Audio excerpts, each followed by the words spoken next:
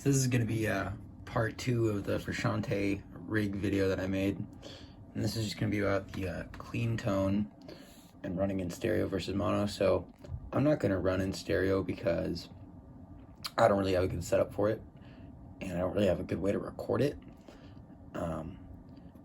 But, you know, his tone, there's kind of a myth where, you know, his tone is an edge of breakup, which is true.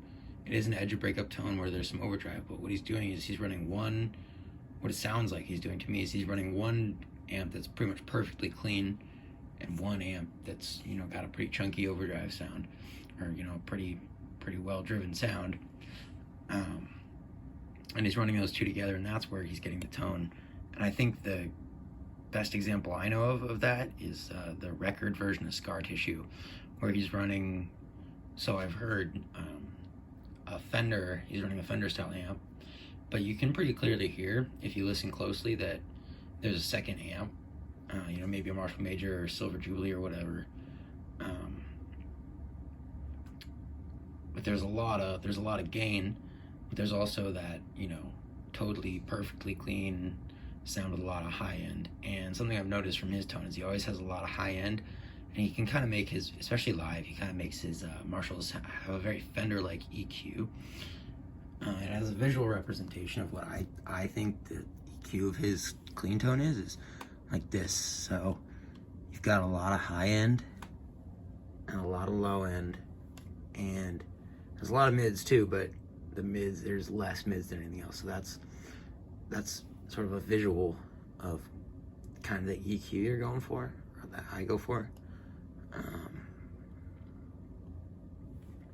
But basically the way that I would recreate that, or the way that I recreate that, is instead of running in stereo, especially, and we'll just take Scar Tissue as an example here. He's running in a Fender and a Marshall, and, you know, I like to just use the Fender amp modeler a lot, because, you know, the EQ, it's pretty close to his EQ, but I've been using the Marshall lately, and basically where you can sort of get that mono sound is you use a pedal like a compressor and an overdrive that's a tone knob.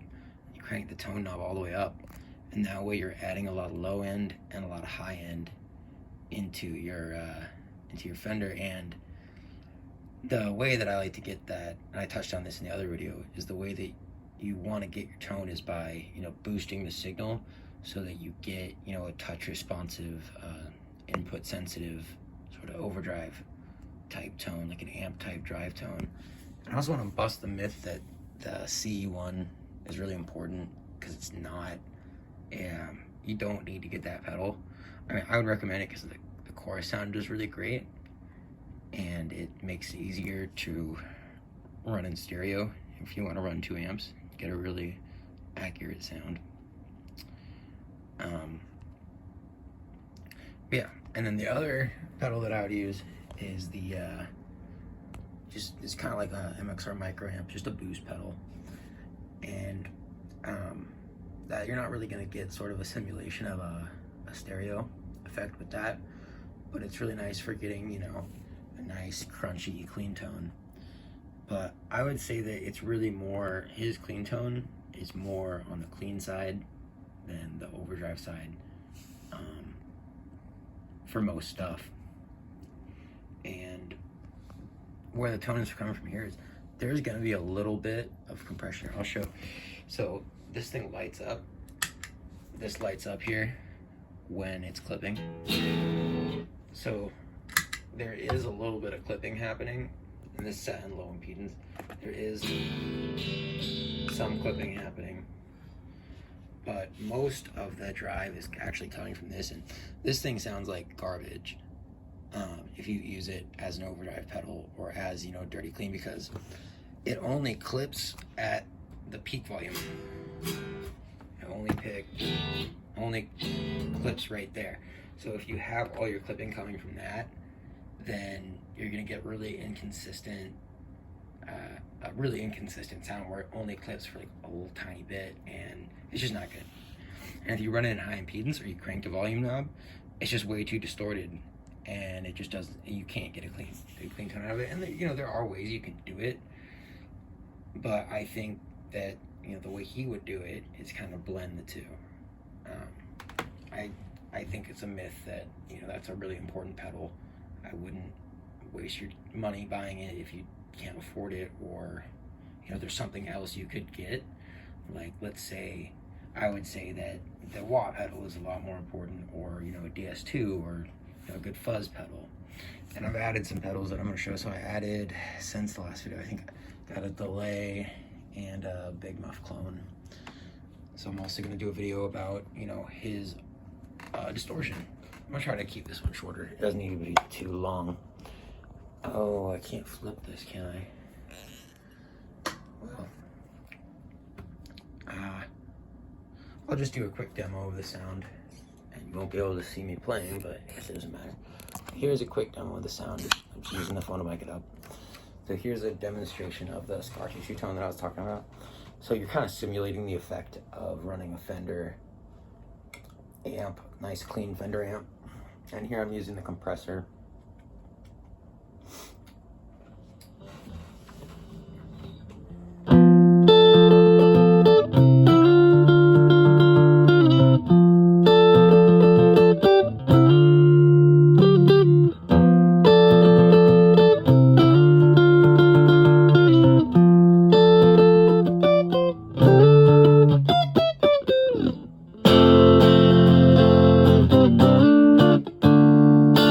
That's a little bit thin. I'm going to turn up the drive a little bit.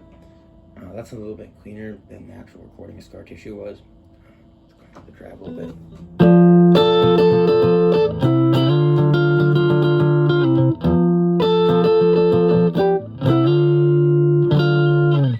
Even that is a little bit clean, but if I keep cranking up the drive, it's just not going to sound that good.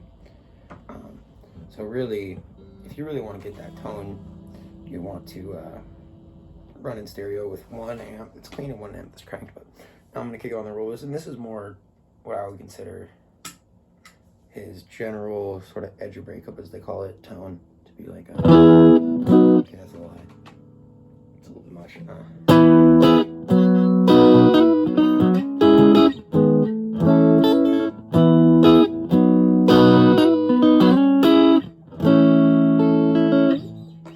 Something like that, you know?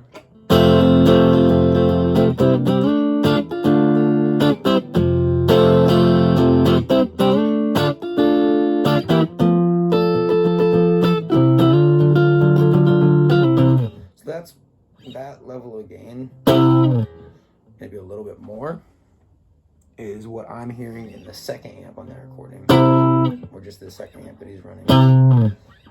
You know, quite a bit, maybe even a little more than that.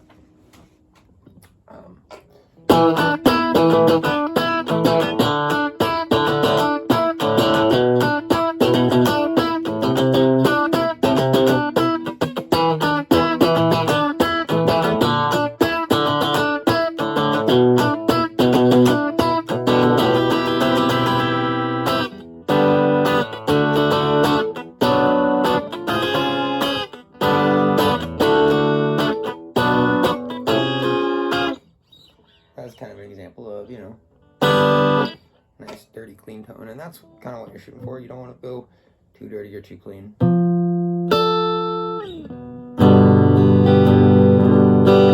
And then whether it's on a record or live, it's going to be compressed somewhat, even though he doesn't use a compressor live,